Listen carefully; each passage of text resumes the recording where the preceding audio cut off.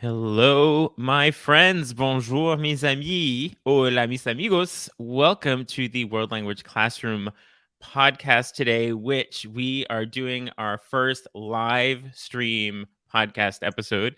And I'm joined today by Ben Tinsley. Hello there, Ben. Hello, my good friend. So I am doing this live stream event for the NFLC Virtual Summit. And the NFLC is the National Foreign Language Center at the University of Maryland. And the summit is being sponsored by or powered by, I believe is what they say, PEARLL, which is Professionals in Education Advancing Research and Language Learning. So I've never done a live version of the podcast before. So this is really exciting, and having an opportunity for teachers to kind of see behind the scenes what we look like when we're doing this. But I just wanted to say that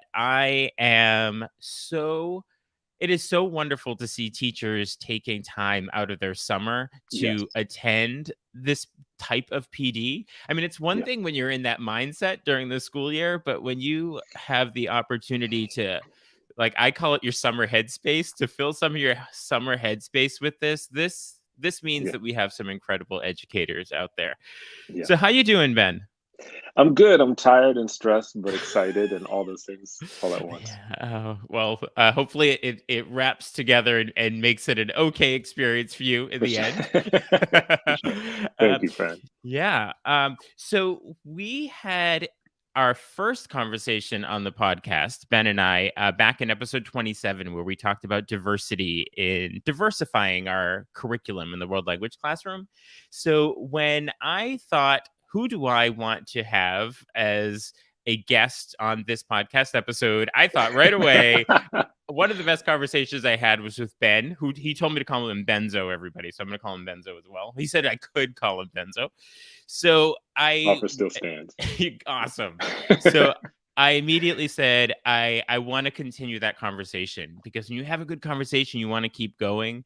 And it just so happens that this topic today that we want to talk about, equitable feedback practices, is in line with the topics that have been happening throughout the virtual summit today.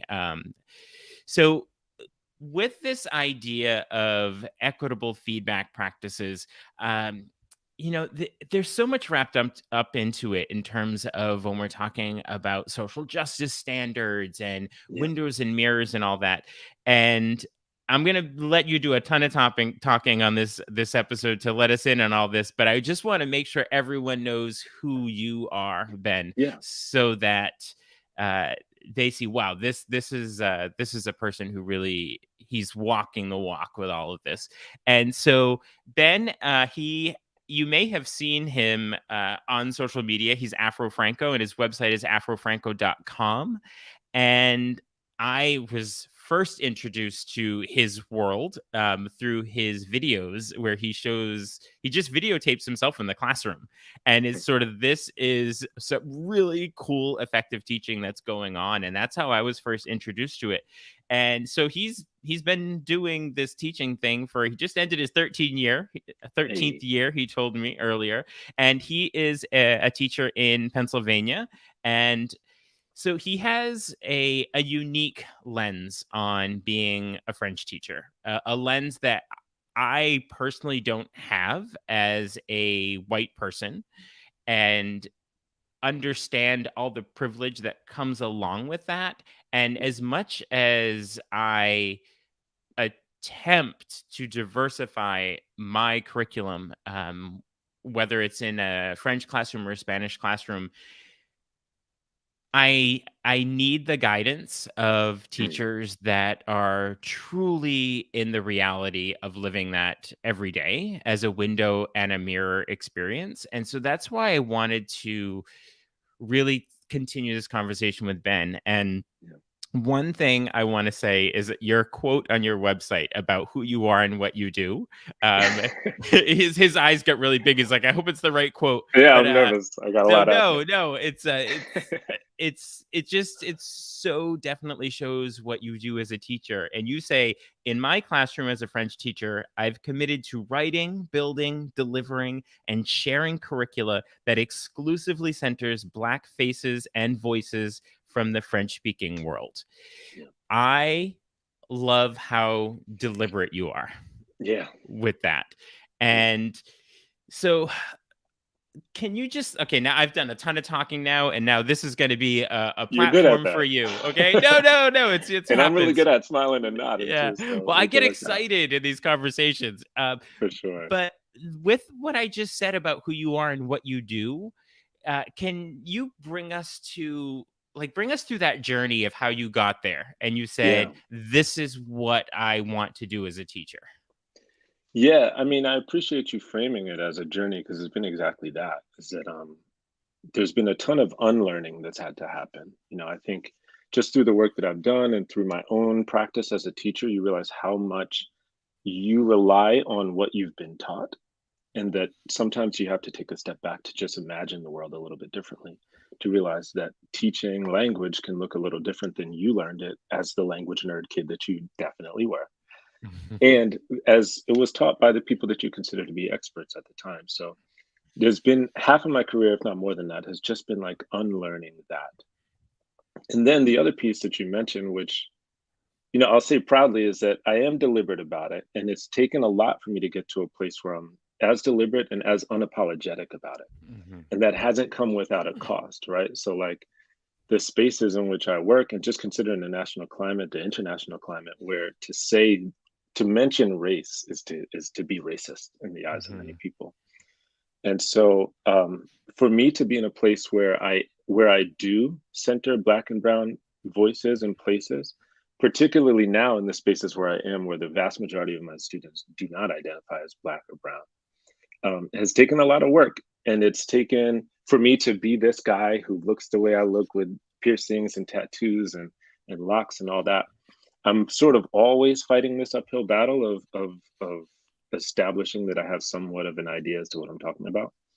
And so there's a lot of reasons for which I'm resentful about that. But I Mhm. also know that that's sharpened my sword so much. This is when I get into these spaces and I have to justify what I'm doing. And then ultimately, not to keep rambling, but seeing that the impact and the ripple effect beyond my classroom, that what my students are doing and what my students are being exposed to, and the sort of ends that I have in mind for them, that it feels really good for me as I'm teaching it, and I'm imagining what that would have been like for a 15-year-old version of myself, but also knowing that they're going to be out in the world making changes one way or the other. So that's really like a driving force in continuing that journey, because that journey's not done either, Mhm. which is a big part of Yeah, I like that visual, the ripple effect. it. It's Yeah, sort of it starts there and ripples out. for sure. And so you talked a little bit about sort of how you've seen the benefits and success of this work, Yeah. but I'm just wondering, can you think of something like a really specific thing that's happened or something you've seen a student do that you think, wow, this work is definitely beneficial for students? Yeah, for sure. I mean, on a somewhat superficial level, but not really, is I use this example a lot of a student who reached out to me a few summers ago to tell me that they were in a cab in New York City, and their cab driver happened to be from Algeria. And so they start speaking French for a half hour. They said they spoke French with this person.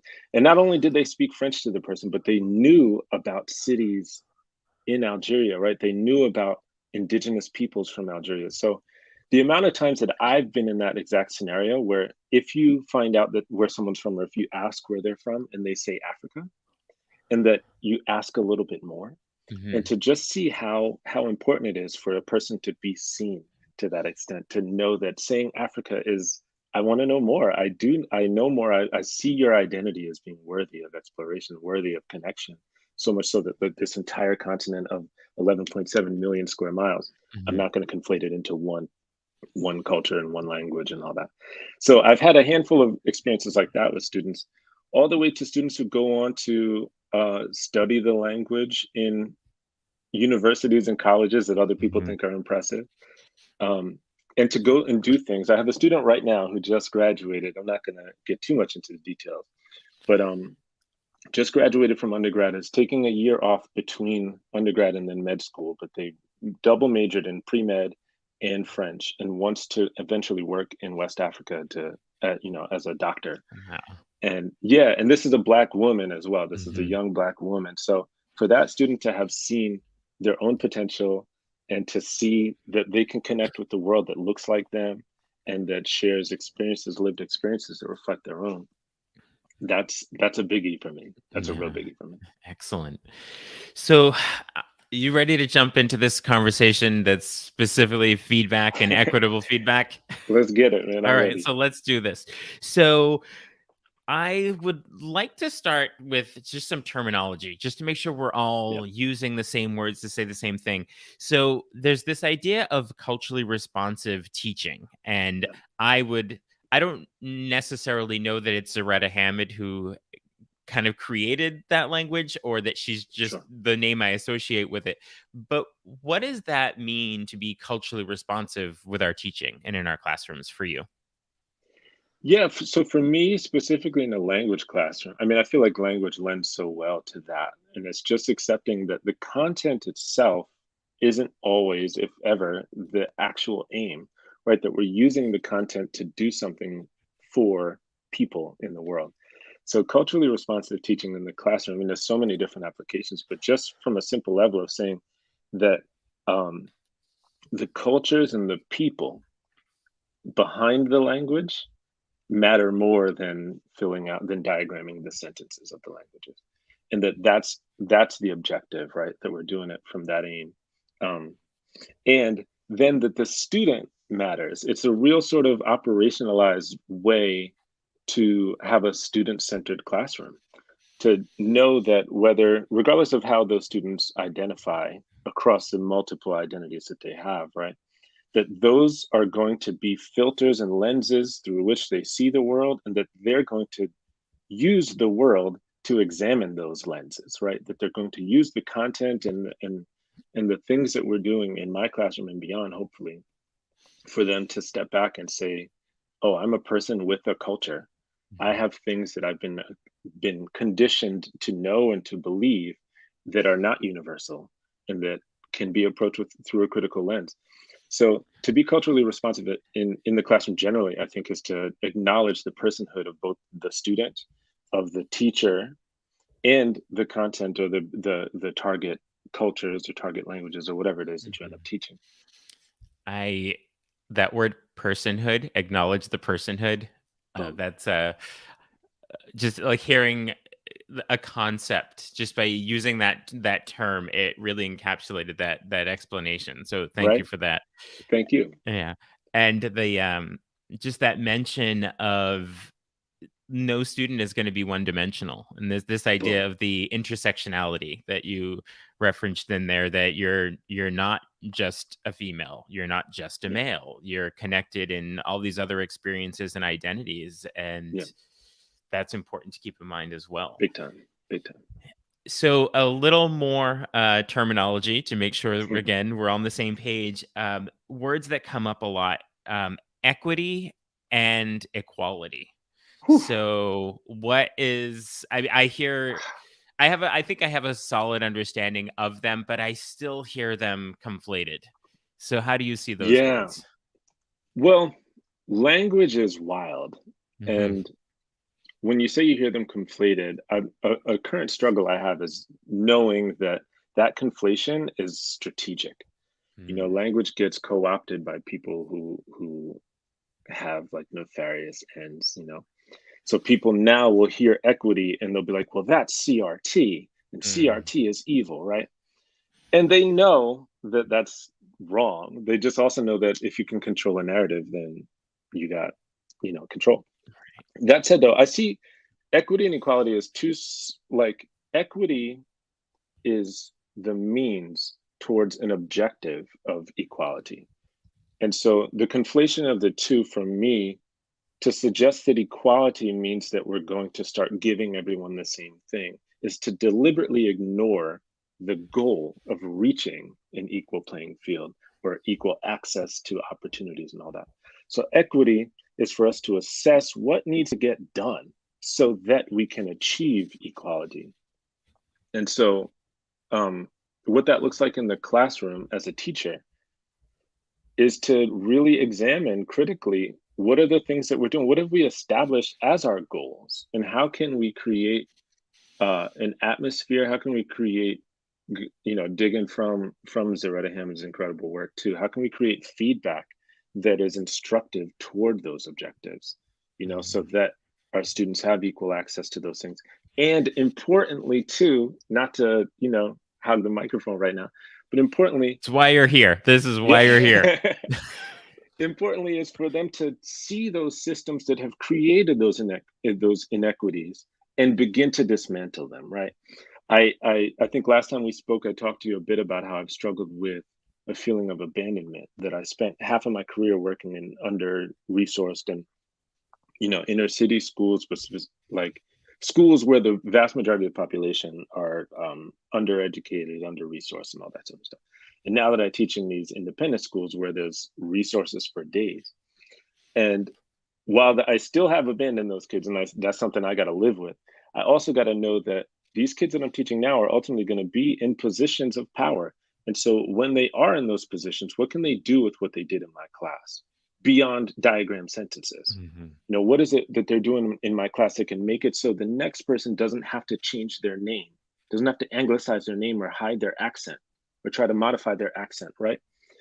So that they can be taken seriously in a job interview, or so that their verbal tics don't have to change, right? I say, you know what I'm saying, someone else says, you know.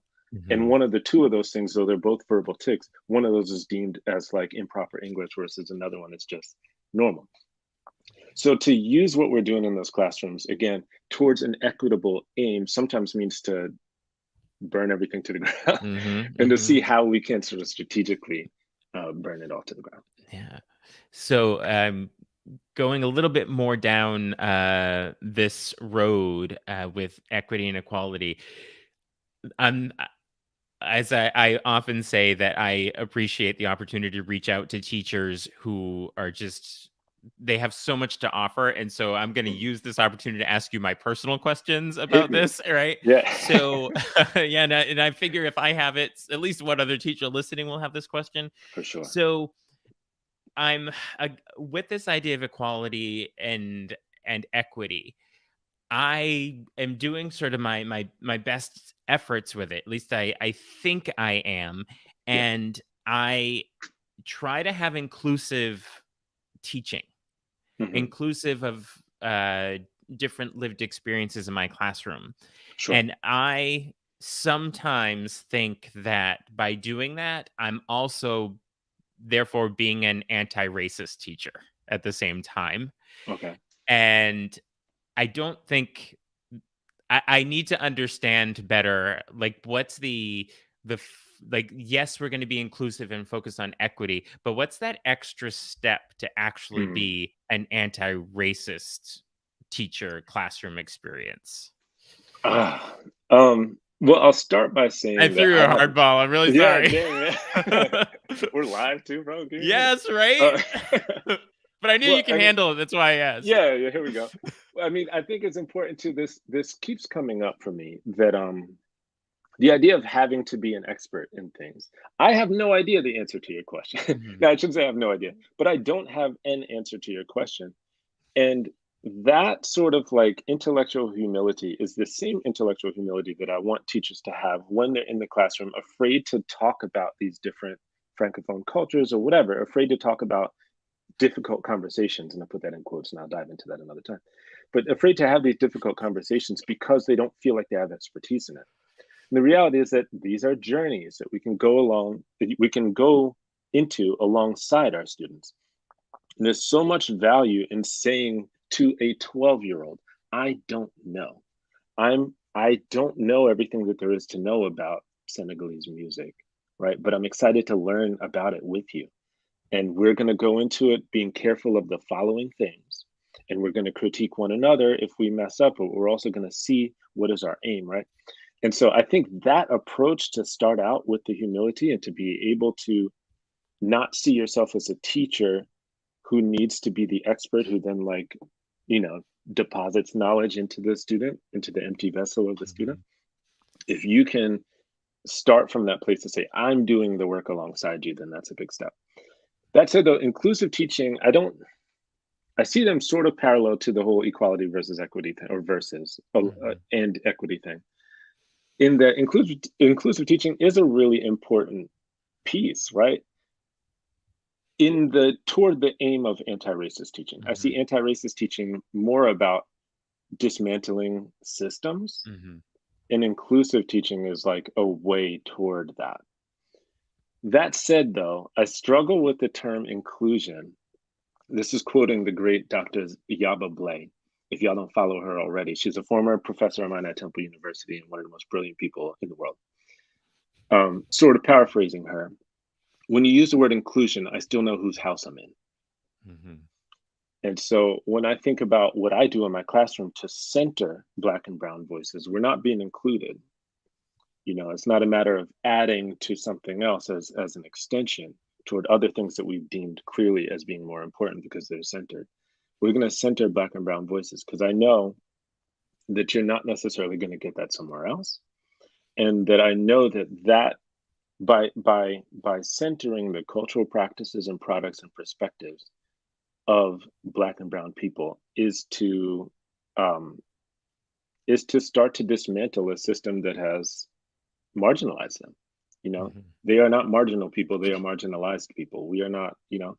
And so that's one step Mhm. among a billion that I'm still sort of working on. But to boil it down and to cut short this little soliloquy that I'm hitting you with, um, is to center these voices and to not wait until the month of February, Mhm. to not wait until Pride Month, you know, to not wait until these sort of like add-ons, but to say we're going to do this every day. And we still manage to talk about likes and dislikes and communities and all those other Mhm. things. We just do it through the lens, and and having centered Black people and Brown people.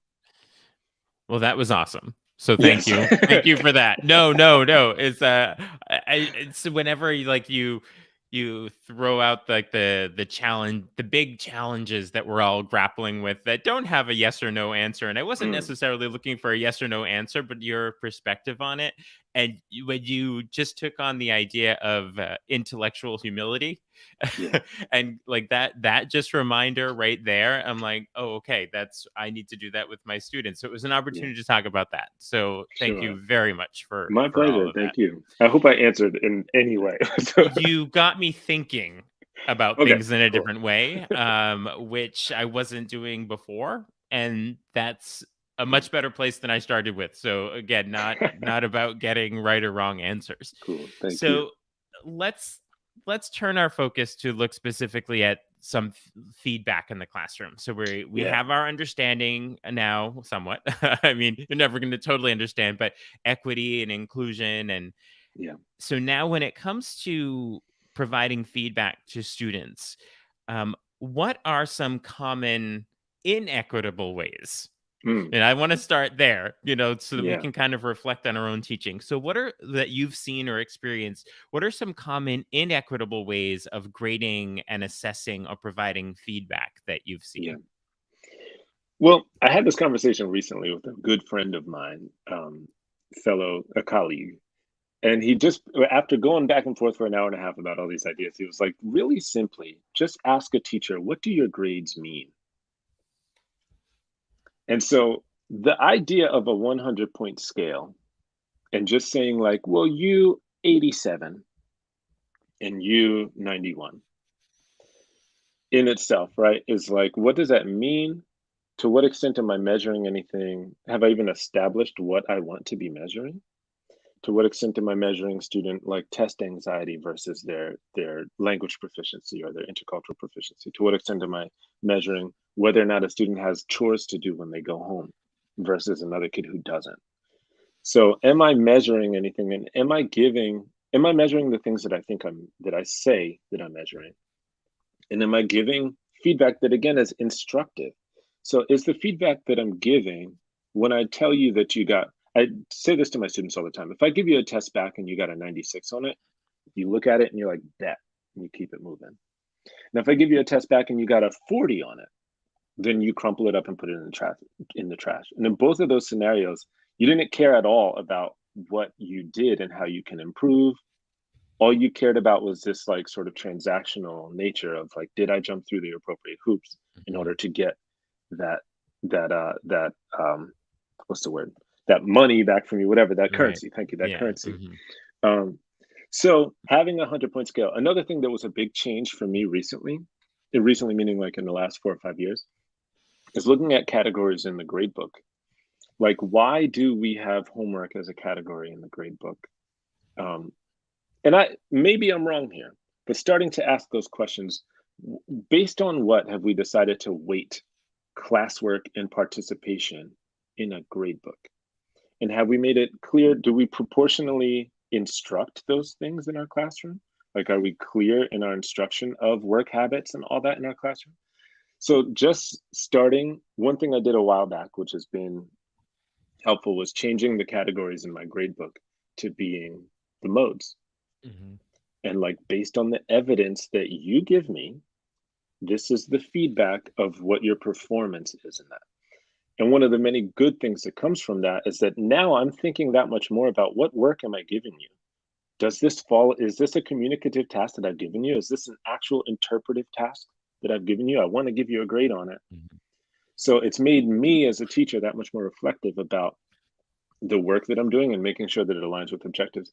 And it's made me establish objectives, right? If I don't have an objective and I'm just saying, open up to chapter one, page Mhm. one, exercise one, and let's just start moving forward, Mhm. which I did for a long time, right? Right. I did that because that's what worked for me, worked. That's what was done to me. Mhm. That's what was afflicted upon me. Yeah. Um, and yeah, so looking at the objectives and having feedback that is instructive toward those objectives, Mhm. um, is like huge steps in that direction. Right. Yeah, I just Yeah. got back yesterday from San Diego. I live in Boston, and I was doing a workshop out in San Diego, and it was all about assessment in proficiency-based classrooms, and it's a real paradigm shift for teachers and moving out of the traditional categories. And there was so much of the conversation when I do any workshops on assessment. It's we always I put up on the board a compliance list, Mm, and when teachers are like, "So what are you assessing?" And then if it's really just grading them on their compliance, we just put it in there, and by the end of the day, we have this everything. huge list, and it's all these things that don't have anything to do with communication or the Yeah, modes or anything, and just yeah. compliance. Yeah, and what we see, the cultural lens through which we see compliance, right? That we're even, a lot of us haven't even taken the time to unpack, to be like, what do I think compliant behavior even looks like based on who I am, based on, you know, so to what extent do I see these students? There are a lot of students who come from cultural backgrounds that really value leaving space in the classroom or in any sort of social situation. Mhm. So for those kids, when I'm asking for participation to look a certain way, you speak this or you answer this many questions, like culturally, that's inequitable. There are kids who don't have that as a background. So have I even begun to unpack and to sort of critically analyze, like, how much uh how unfair is this to students who come from a particular background? And how much Mhm. am I asking kids? And even if it's not a cultural background, I'm sorry, even if it's not a cultural background, but like, to what extent am I putting on a pedestal extroversion? Not Mhm. everybody's an extrovert. Mhm. A lot of kids, a lot of our students are introverts. So those things that even just compliance can look different based on different, neurologies, different cultural backgrounds, and all that, different identities. Right. Yeah, it's the US school system. I think a lot of school systems, but my experience has been in the US school system that Hmm. it really comes down to did you do the homework? Oh, What did you end up doing with it is another thing, but did different you do story, the right? homework? Are you prepared? Do you Yeah, have your materials? yeah. And there was even one teacher who actually she was a professor. She was a university professor, and she was asking really good questions about these are some ways of giving extra credit, was what she was saying. So we had this whole Mm, discussion about extra credit and who does yeah, it, who doesn't. That's a whole nother story. But she yeah. said, when I have students, if they go to see a movie in the target language, they kind of get these extra points for that. And so I kept pushing it with, well, you have to pay for it. Yeah. Who's that So there's an excluding? equity piece. And Well, then she said, oh, but on campus they're free. And I'm like, okay, so let's keep pushing. Maybe they have to work. maybe they have to work. Yeah, exactly, exactly, exactly. Yeah, so that's Yeah, like, yeah, go ahead. I mean, it just there's so many pieces of that, and a lot of what I struggle with, again, teaching in independent schools, is like, how seriously can we begin to have conversations about equity when it costs $40,000 a year to come here? Hmm. When these kids have SAT tutors that charge $400 an hour, Hmm. so if we can have these conversations, and I struggle with how serious we are about them when, you know, public schools even are determined, their funding's determined based on the taxes of the area, right? Hmm. How seriously how serious are we about dismantling these systems that create these inequalities in the first place, Hmm. um, when we're having conversations about equity and all that? Yeah, I'm looking at some of the comments that are coming up from Oh, teachers, I didn't and even peep. no, it's good. I'm following them, and there's a lot of like, yes, yes, and they thought my asking you to talk about the anti-racist teaching was like a Yeah. little too much. We're live. It says we're live too, bro. But but you can handle it. We go way back. Yeah, But yeah, yeah. That's the whole just what going back to the introvert extrovert. This is Meredith White, who's out there right now listening, Hey, and that's she the said that homie. a lot of extroverts have learned how to fake it, knowing that they'll get the points and the credit. Absolutely. Even though that's not their Absolutely. natural demeanor. Hmm. But there's a performative element to it for the teacher, which is a life skill too, right? Like, that's a life skill, but that's not what I'm purportedly measuring in my class. Hmm. So all that stuff, work habits, time management, all those things, the argument isn't that they're not good things or that Hmm. students shouldn't learn those things. It's a matter of whether or not my grades reflect that, and Hmm. whether or not my class time, my instruction time, reflects me actually teaching you how to do those things. Hmm. So can I like measure that Right. equitably if I've Hmm. never taught it to you? I've never told you that that was explicitly what the goal was. Yeah, there's that assumption that my culture and therefore my lens and my cultural expectation is yours, and I'm Oh, going to assess it based on that being the norm. yep, That's dangerous area to get into. dangerous. And if I'm some like 60-year-old white woman who's wealthy and has never, so like, Mhm. and never thought to unpack those things, Mhm. and unpacking them doesn't mean self-flagellation. And I like using Mhm. that term, but that doesn't mean Mhm. just saying like I'm a bad racist person. It's just like what I know to be true isn't Mhm. universally true. Mhm. Let's get into some details about that. Raising your hand or asking to go to the bathroom or whatever, calling a teacher by their first name, like Mhm. whatever the things are that we assume to be universally true are not. Mhm. And to what extent have we forced students to assume our cultural lenses, and that sort of contortion that Mhm. Meredith is talking about? The kids who master it are denying their own cultural values, Mhm. right? Right. Mhm. Um, and that's not okay. Right. That's not where we want to land, and we can Right. begin to work towards something better. Right. So there's one question that came up in the chat, just to go down a little bit more with the homework. Homework always becomes a big topic. It's Yeah. grammar and homework. That's like language teachers. Boom. We could do entire series on grading homework. I'm here Um, for that series too. If you want, yeah. we could do Okay. this. I Well, you're got you. coming back this next season. You're going to be my first 3-time guest. You're my first I'm second here. time. You're going to be my first third Oh, time. nice. Awesome. So it's just more questions about homework categories Yeah. in the grade books. Yeah. And so specifically, rather than giving like advice on how to do it, I'm curious about how you how do you assess or count, or do you even have homework in your classrooms? I do, and homework that I give, I have kids do retells. And so homework are just an opportunity to recap what we did in class. And it's a presentational communicative task that they then, or I can look at as part of a body of work. I don't grade it for completion each time, but I can look at it as a part of a body of work within inter within presentational communication. I Mhm. might give them something else that's really short, but either way, it's not going to take you more than like 5 minutes to do, and it's going to reinforce the things that you did, and it's actually going to support a communicative mode. Mhm. So I have ideas about how I want to move forward next year that might make it a little bit more communicative in that, like, Mhm. maybe they compare and contrast something or whatever. Mhm. But either way, it's not getting graded for completion. Mhm. It's just an opportunity to add to your portfolio, essentially. Right. And it's taken a while for me to think of like what task can I give that would actually be helpful, as opposed to just saying like you should spend 30 minutes doing something. Mhm. Um, yeah. And Yeah. so it's not a homework category. It's just another communicative task that you Yeah. can do at home. Yeah. So it's in the modes category, Boom. but it's not necessarily done in the classroom. Yeah. Yeah. And it might be, right? Like they Mhm. might do it before the bell rings or Right. something. Right. But yeah.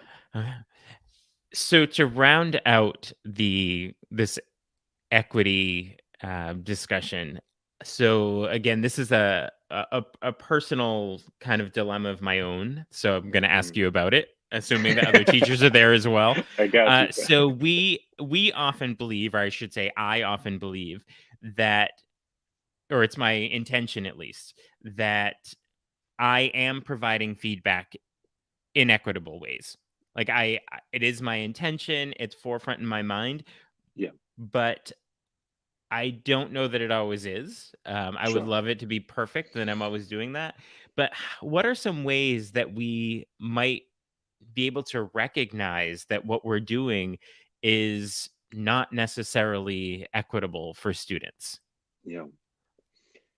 One one of the things I learned when in my early days of teaching in charter schools in Philadelphia, before I had any like background education in education, was the idea of involving students in making classroom rules, right? So you can have in mind, like, I want to make sure we touch on keeping hands, feet, and objects to yourself and whatever, like things like that. Mhm.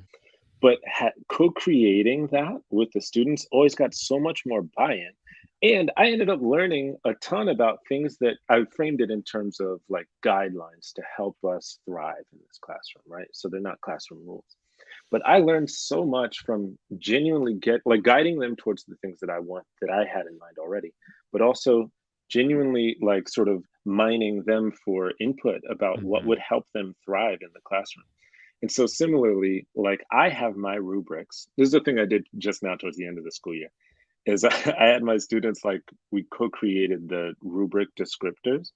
So I typically have like limited, approaching the standard, meets the standard, and exceeds. Mhm. And they came up with L for limited, mid for approaching, valid for meets, and goaded for exceeds. And just something that simple to involve them in coming up with the language. I swear, in that moment, no exaggeration whatsoever, the kids were so much more comfortable self-evaluating. Mhm. They were like, nah, that was a mid performance. Like, I could have been doing this. I missed Mhm. this, whatever.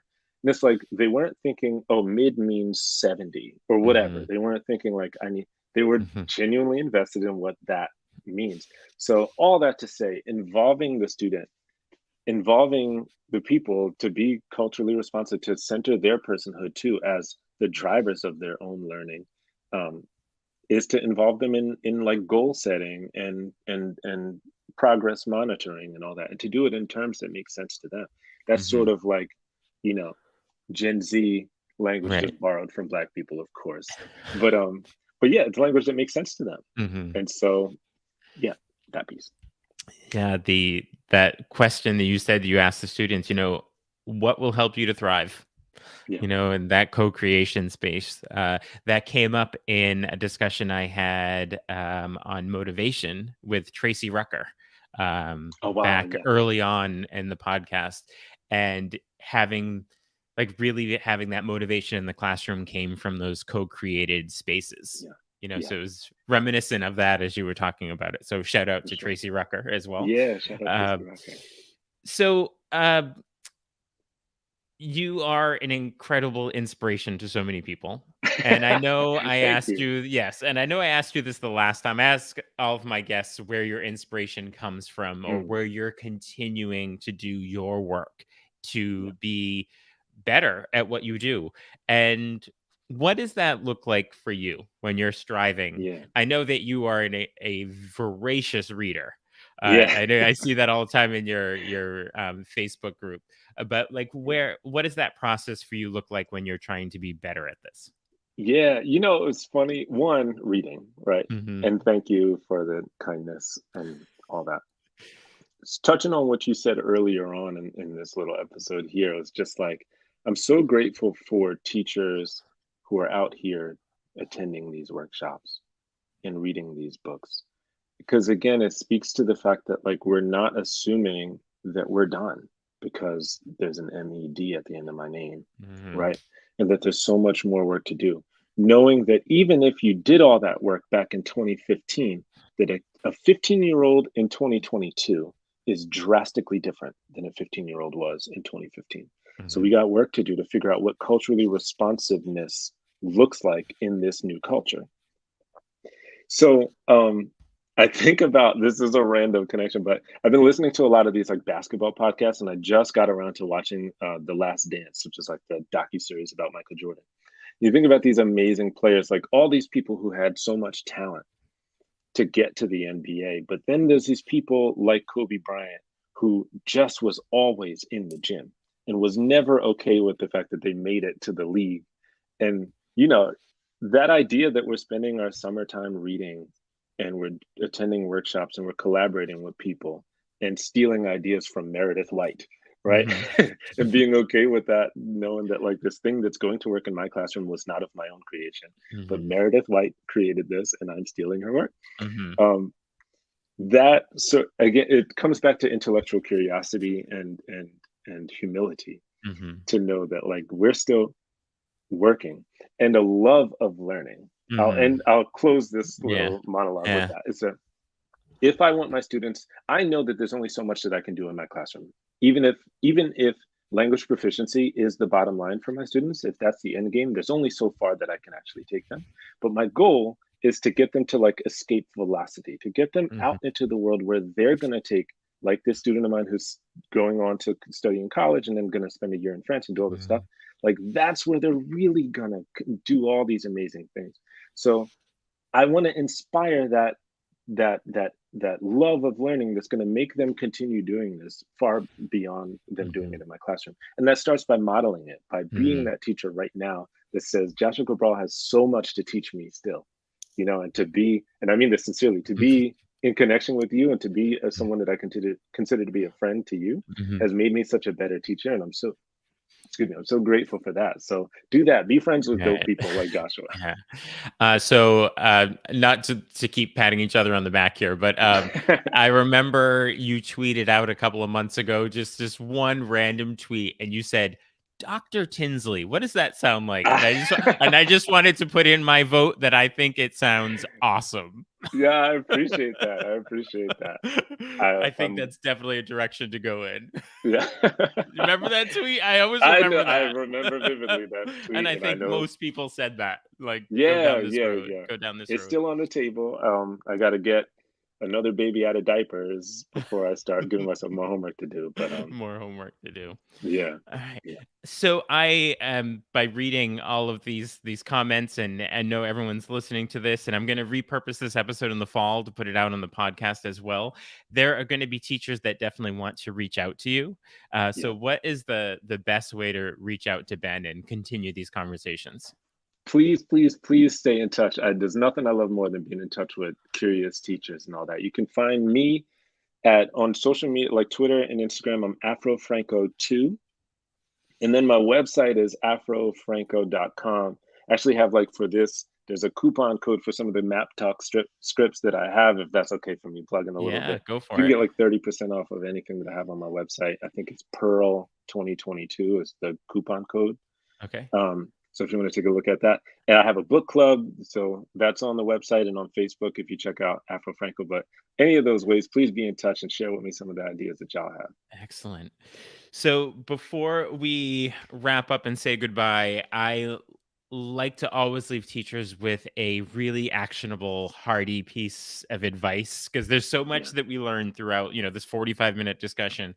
But what's a good takeaway for teachers as they look at equitable feedback in their classrooms? yeah. Well, Grading for Equity is a really, really important book to Hmm. read and to take your time with.